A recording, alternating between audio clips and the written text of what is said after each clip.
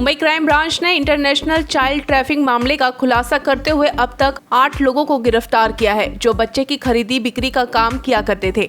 पकड़े गए आरोपियों में बच्चे को बेचने वाले और खरीदने वाले दोनों पक्ष शामिल है। दरअसल मुंबई क्राइम ब्रांच यूनिट 9 को यह जानकारी मिली थी कि एक कपल है जो नशा किया करते थे। नशे के लिए वह अपने 2 महीने की बच्ची को और 2 साल के लड़के को बेच दिए थे, जिनमें 2 साल के बच्चे को 60,000 में बेचा गया था और 2 महीने की बच्ची को 16,000 में बेचा गया था। जानकारी मिलने के बाद क्राइम ब्रांच पुलिस ने जांच करते हुए 8 लोगों को गिरफ्तार किया, जिनमें 4 महिला और 4 पुरुष शामिल है। इस मामले में यह जानकारी मिली है कि यह एक इंटरनेशनल रैकेट है जो नशे के लिए अपने बच्चों को बेचने का काम किया करता था। पकड़े गए आरोपियों में जो बच्चे को खरीदते थे वह भी ज्यादा दाम लगाकर दूसरे गैंग को बेचा करते थे। फिलहाल अब तक क्राइम ब्रांच पुलिस ने अब तक 2 बच्चे को सही सलामत रेस्क्यू कर लिया है, जबकि अन्य 6 बच्चे रेस्क्यू करने का प्रोसेस जारी है। क्राइम ब्रांच यूनिट 9 ने अंधेरी के डीएन नगर पुलिस स्टेशन में धारा 370, 4, 5 व 34 के तहत मामला दर्ज किया गया है। क्राइम ब्रांच यूनिट 9 को जांच के दौरान यह जानकारी मिली है कि अब तक 8 बच्चे की खरीदी बिक्री हुई है, लेकिन यह गैंग बच्चे को कहां लेकर जाते थे और बेचा करते थे, इसकी पुलिस आगे जाँच कर रही है। क्राइम ब्रांच यूनिट 9 को एक इंफॉर्मेशन मिली थी कि एक हस्बैंड वाइफ है जो नशा करते हैं और नशा के लिए उन्होंने अपने 2 बच्चों को बेचा है, जिसमें से एक अभी 2 साल का है और एक नवजात शिशु है जो करीब 2 महीने की है। जो 2 महीने की बच्ची को इन्होंने बेचा था वो मुंबई में बेचा था। उस आरोपी को उसे हमने आरोपी बनाया, उसको कस्टडी में लिया और जो इन दोनों ने बेचा था इसको भी कस्टडी में लिया। शुरुआत यहाँ से हुई और एक एफआईआर डीएन नगर में रजिस्टर किया गया।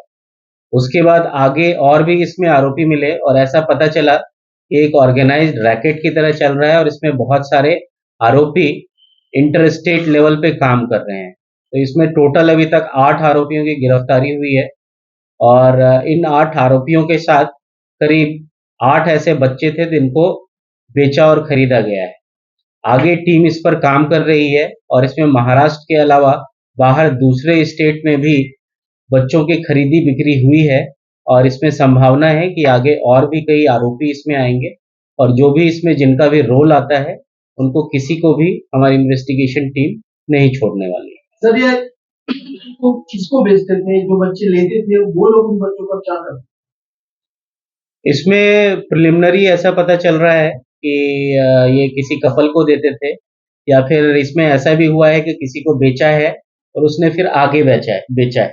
एक ऑर्गेनाइज्ड रैकेट है और जो बच्चों का उसमें वेलफेयर है डेफिनेटली वो भी संशयास्पद होता है कि आगे क्या हुआ। तो हमने एक को रिकवर किया, उसको फिर जो बाल कल्याण समिति होती है उसके थ्रू हमने आगे का प्रोसेस किया और हमारा इसमें यही एम है कि जो बच्चे हैं वो रेस्क्यू हो, उनको गलत तरीके से जिनकी खरीदी बिक्री की गई है और साथ में जो भी आरोपी हैं, जो भी गैंग है, इंटर स्टेट रैकेट है, उसमें जितने भी लोग इन्वॉल्व हैं उन सबको हम केस में आरोपी बनाएंगे और अकॉर्डिंगली आगे का इन्वेस्टिगेशन। सर, इन्हें ऑर्डर कौन दिया करता था बच्चा चोरी करने के? कैसे ऑर्डर मिलते थे और कहाँ से ऑर्डर मिलते थे, किस तरह से करते थे? इसमें जो आरोपी हैं उनके पास ये भी कांटेक्ट में थे जिनको बेचना था या फिर ये रेकी कर रहे थे और जिनको चाहिए था उनसे भी कांटेक्ट हुआ था।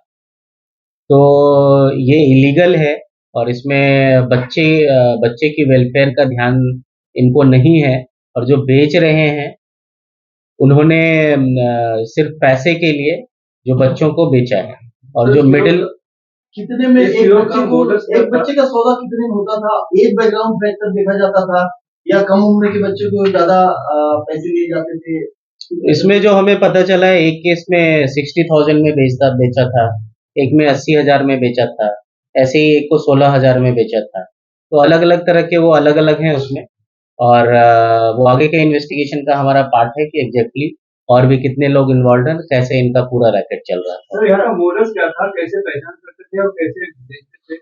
ग्राहक और बेचने वालों में कैसे होता था? तो ये रैकेट है, एक तो जो बेचने वाले हैं वो भी इन्वॉल्व हैं, वो भी आरोपी हैं, जो खरीदने वाले हैं वो भी हैं और मिडल में जितने लोग हैं, जो मिडल मैन है, ये पूरी तरह से वो नेटवर्क बनाते थे और ये रैकेट चला रहे थे। ये दोनों हर तरफ से कांटेक्ट में रहते थे और उस तरह से ये बच्चों की तस्करी कर रहे हैं। तो एक तो मास्टरमाइंड होता है कोऑर्डिनेट करता हो। इसमें मास्टरमाइंड कोई एज सच नहीं है, ये पूरा ऑर्गेनाइज्ड रैकेट है जिसमें सब एक के साथ एक दूसरे कनेक्टेड हैं और एक नेटवर्क है इसमें। और जैसे मास्टरमाइंड की बात कर रहे हैं तो फिलहाल तो एक नेटवर्क है जिसको हम इन्वेस्टिगेट कर रहे हैं और उसमें अभी 8 लोग हमें मिले हैं। 8 बच्चे आपने कहा कि पता चला है, उनको छुड़ा लिया है, जी। 8 को रेस्क्यू किया। उसमें से एक को हमने रेस्क्यू किया है और बाकी का इन्वेस्टिगेशन चालू है। सर जिन 8 बच्चों की आप बात करें उसमें मैक्सिमम एज और मिनिमम एज क्या है? जो एज ग्रुप है वो 5 के अंदर का है जनरली, मतलब और मोस्टली जो है 1 साल के नीचे वाले हैं, जिस समय बिल्कुल नवजात जैसे हैं उस तरह के उस एज में बेचा गया। जेंडर बच्चों का जेंडर मिक्स्ड है, लड़के भी हैं और लड़कियां भी हैं। ये देश की बात दिखाते कैसे कि मेरा बेटा है, ऑप्शन नहीं होता था, तो कैसे हुआ? तो यही इसमें मुद्दा है कि ये पूरी तरह से इलीगल है, ये कहीं भी कुछ वो वैसा नहीं दिखा रहे हैं और पूरे इलीगल तरीके से ये बच्चों की तस्करी हुई है और प्योरली ये चाइल्ड ट्रैफिकिंग का मामला है। हमने बताया कि 8 आरोपी पकड़े गए हैं, 8 बच्चों का पता चला जिनका जी। वो 8 को क्या छुड़ा लिए। एक बच्चा उसमें हमने रेस्क्यू किया है और एक और का प्रोसेस चल रहा है, तो बाल कल्याण समिति के थ्रू प्रोसेस होती है, वो हम कर रहे हैं। 8 में से 2 की बात है। जी। सर ऐसा कुछ ये निकल कर आया है कि जी तो आपने बताया, लेकिन क्या बाहर बच्चों को बाहर फॉरेन में बच्चों को भेजा जाए, बेचा जाए, ऐसा कुछ भी इनिशिएट कर रहे हैं? वो भी हमारे इन्वेस्टिगेशन का पार्ट है, तो अभी हमारे स्टेट्स का पता चला है, दूसरे स्टेट्स में भी गए हैं। बाकी 6 बच्चों के बारे में क्या होगा? वो लिंकेजेस में जैसा मैंने बताया एक नेटवर्क है जिसके थ्रू ये आगे आगे बेच रहे हैं, एक को बेचा और दूसरों को बेचा था, तो उसका हमारा इन्वेस्टिगेशन चल रहा है। हमारी टीम सारी जगह जा रही है, महाराष्ट्र और महाराष्ट्र के बाहर। सर आप कह रहे हैं कि बेचने वाला जो नशाखोरी करता था, लेकिन जो लोग खरीद रहे हैं उनका बैकग्राउंड क्या है, वो लोग क्या करते थे? उनका व्यवसाय वही है, बच्चों की तस्करी ही उनका व्यवसाय है और ये ढूंढते थे कि कहाँ से खरीदना है और कहाँ बेचना है। तो मतलब पुराने रिकॉर्ड है उनके कुछ ऐसे? इनके पुराने रिकॉर्ड हम देख रहे हैं क्योंकि अभी तक जो हैं उनमें किसी का पुराना रिकॉर्ड नहीं आया है और जो नए मिल रहे हैं उनका बाकी जगह भी हमें क्राइम रिकॉर्ड देखना पड़ेगा, अदर देन मुंबई और बाकी स्टेट्स में भी देखना पड़ेगा। सर बच्चों को चुरा कर भी बेचा गया है ऐसे?